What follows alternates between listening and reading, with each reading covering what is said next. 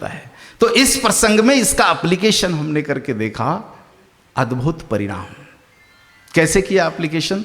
तो कोई भी बच्चा जब जन्मता है तो उसको उसकी मां के दूध के पहले उसको पंचगव्य का सेवन कराया, अर्थात गाय के गोबर का सेवन कराया, गाय के मूत्र का सेवन कराया, गाय के दूध का सेवन कराया, दूध से जो उपगव्य बनते हैं दधी का सेवन कराया, घृत का सेवन कराया। इन सारे चीज़ों का जब सेवन कराया उसे अथर्ववेद के सूक्त के आधार पर, तो बच्चे में अद्भुत परिणाम आए।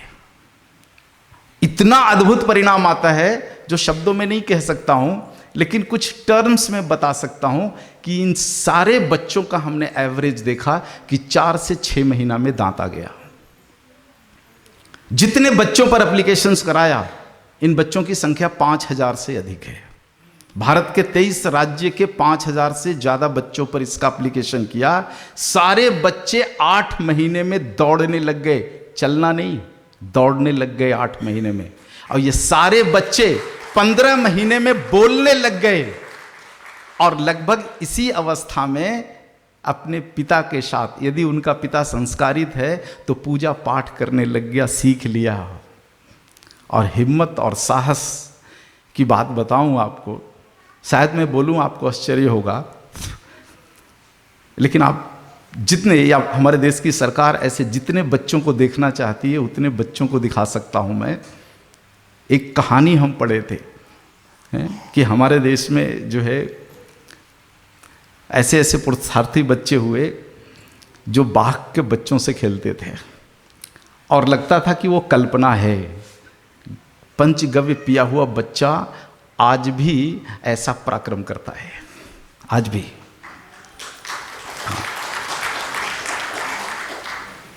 पढ़ी हुई बात नहीं कह रहा हूं, 5000 बच्चों पर किया हुआ एप्लीकेशन का परिणाम कह रहा हूं। 1.5 साल 2 साल का बच्चा सांप को कुछ नहीं समझता, उठा के फेंक देता है पकड़ के। और बिल्ली और कुत्तों को तो यूं नहीं समझता, उस पर घुड़सवारी करके उसका मुंह चीर देता है। रात के अंधेरे में डरते हुए कभी उसको डर नहीं लगता है, और एक बार जो सिखा दिया दोबारा सिखाने की जरूरत नहीं पड़ती है। तो ये एक सूक्त था अथर्ववेद का, उस सूक्त का एप्लीकेशन करके हमने देखा, उसका परिणाम देखा। और ऐसे ऐसे 3500 सूत्र आज भी जीवंत अवस्था में हमारे शास्त्रों में है, जिनमें से एक एक को लेकर के उसका जो है वो हम उसके ऊपर परीक्षण करना और फिर उसका मेडिकल साइंस के रूप में ला करके इम्प्लीमेंटेशन करने की सारी क्रिया में हम लोग सब लगे हुए हैं। और इसमें ये अद्भुत परिणाम जो है आ रहा है।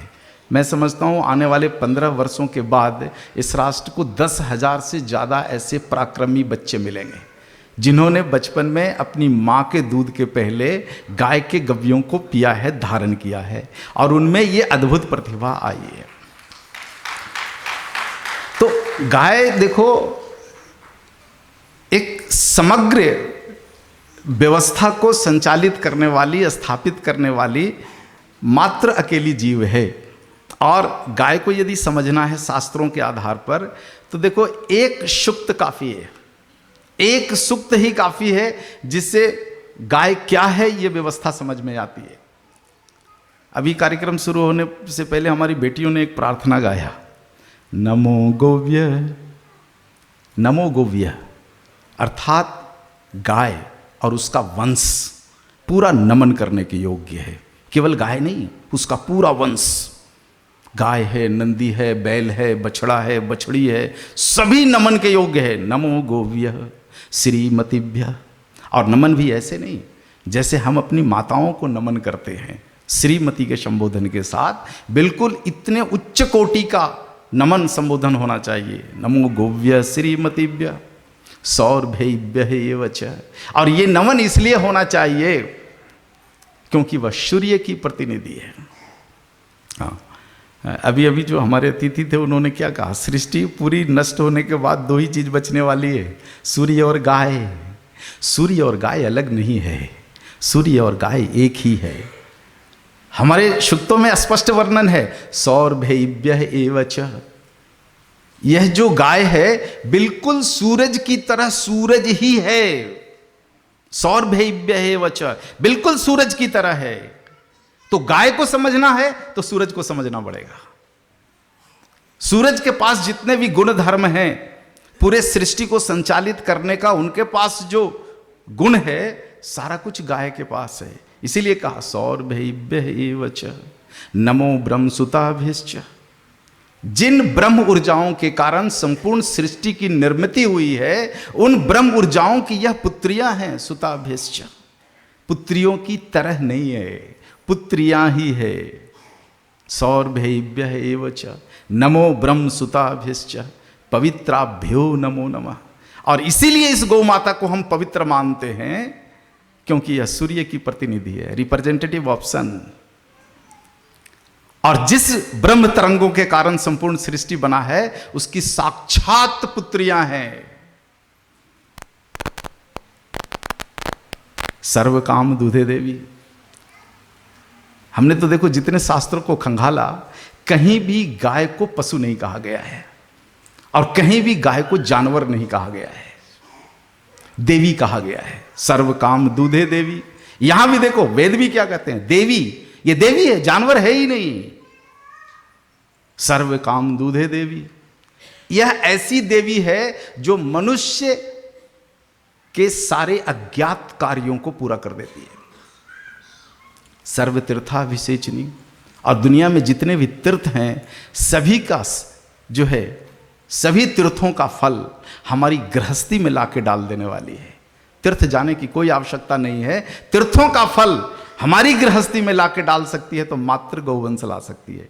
इसलिए कहा गया सर्व तीर्थाभिषेचनी पावनी सुरभि श्रेष्ठे देवी तुभ्यम नमो नमः। और इसीलिए इस देवी स्वरूपा प्राणी को हम बार बार अपनी गृहस्थी में नमन करते हैं। तो अब गाय की और कौन सी परिभाषा चाहिए? इसमें बचा क्या? सूर्य से लेकर ब्रह्मा से लेकर सारे तीर्थों से लेकर के सारा कुछ यदि कहीं संग्रहित है तो वह गौवंश के पास है। तो इसीलिए गौवंश को हम लोगों ने जो है भारतीय समाज में, संस्कृति में कभी भी इसको जानवर या पशु नहीं कहा, कभी भी देवी ही कहा है। तो अब इस देवी के पास क्या है? क्या कुछ ऐसा है कि इनके शरीर से प्राप्त जो द्रव्य हैं उनको हम संडास नहीं कहते, और इनके शरीर से जो तरल पदार्थ जो मिल रहा है, लिक्विड फॉर्म में जो मिल रहा है, इसको हम मूत्र नहीं कहते। हाँ, क्या कारण है? तो देखो यहाँ पर आप में से बहुत सारे लोग हैं जो मॉडर्न साइंस पढ़े हुए लोग होंगे, है ना? मॉडर्न साइंस आपने पढ़ा है। तो संडास की व्याख्या क्या है? डेफिनेशंस क्या है संडास का? Solid waste material from our body, या किसी भी शरीर से, किसी भी जीव के शरीर से निकला हुआ वह पदार्थ जो उसके काम का नहीं है। और यूरिन को क्या कहते हैं? हमारे शरीर से निकला हुआ लिक्विड वेस्ट मटेरियल। तो यदि गाय मूत्र के रूप में कोई वेस्ट मटेरियल यदि प्रदान कर रही है तो वह तो यूरिन कहलाएगा। और यदि वेस्ट मटेरियल नहीं है तो मॉडर्न साइंस के प्लेटफॉर्म पर नहीं कह सकते कि यह काऊ यूरिन है। और यदि उसका गोबर अगर वेस्ट मटेरियल है तब वो संडास हो सकता है, और यदि वेस्ट मटेरियल नहीं है तो संडास नहीं है। मैं पूरे दुनिया के वैज्ञानिक वर्गों को और विशेषकर चिकित्सा शास्त्र से जुड़े हुए वर्गों को आमंत्रित करके बार बार कहता हूं कि एक बार गाय के गोबर को आप अपने प्रयोगशाला में सिद्ध करके दिखाओ कि यह लैट्रिन है गाय का। दुनिया के श्रेष्ठ लैबोरेटरीज में आप एक बार प्रूफ करो कि गाय यूरिन प्रदान करती है। नहीं हो सकता, क्योंकि यूरिन का डेफिनेशन अलग है और गौमूत्र की परिभाषा अलग है। गाय गोमय प्रदान करती है, गोमय की परिभाषा अलग है। गौ में वेस्ट मटेरियल नहीं है, यह पृथ्वी का शोधित तत्व है। अब ऐसे तो कोई नहीं मान लेगा, तो मैं कहता हूं एक प्रयोग करके देख लो। यदि आप मॉडर्न साइंस वाले हो, आपके पास लेबोरेटरी है, तो एक प्रयोग करके देख लो। आप एक दिन गाय को भूखे रखना, पेट खाली हो जाने दो। उसके बाद जो कुछ भी गाय को खिलाओ पिलाओ, इसका न्यूट्रिशन वैल्यू आप नोट कर लो। 100 ग्राम हरे चारे में कितना न्यूट्रिशन है, उसके हिसाब से 20 किलो अगर आप खिलाते हो तो 20 किलो का न्यूट्रिशन वैल्यू निकाल लो। और जितना पानी गाय को पिलाते हो उसका न्यूट्रिशन वैल्यू आप नाप लो। और ये दोनों चीज़ें जब पच के गाय के शरीर से मूत्र, गौमूत्र और गोमय के रूप में जब बाहर निकले, तो इन दोनों का केमिकल परीक्षण करके जो है आप उसका न्यूट्रिशन वैल्यू नाप लो। और खुद भी ऐसा कर लीजिए, या किसी भी जीव के संडास और मूत्र पर ऐसा परीक्षण करके देख लीजिए कि जितना अंदर जाता है कितना बाहर निकलता। आप देखोगे 10% से ज़्यादा नहीं निकलता बाहर, या 20%। यदि हमने 100 कैलोरी वाली चीज़ें खाई है तो हमारा संडास जो है मुश्किल से 20 कैलोरी बाहर निकालेगा, 80 कैलोरी शरीर को दे देगा चलने के लिए। और इसी के लिए हम भोजन करते हैं, इसलिए संडास में कुछ होता नहीं।